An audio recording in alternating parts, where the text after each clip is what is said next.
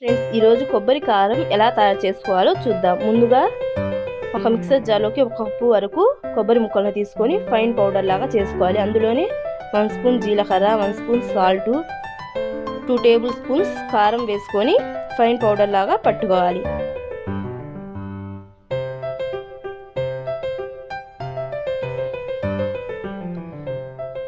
చూసారు కదా ఫ్రెండ్స్, ఎంత ఫైన్గా పౌడర్ చేసి పెట్టుకున్నాము. ఇందులోకి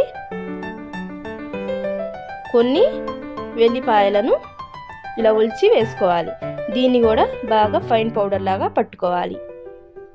చూసారు కదా ఎంత ఫైన్గా పౌడర్ చేసుకున్నామో. ఇప్పుడు దీన్ని పక్కన పెట్టేసి ఒక కడాయిలోకి 1 టేబుల్ స్పూన్ ఆయిల్ వేసుకొని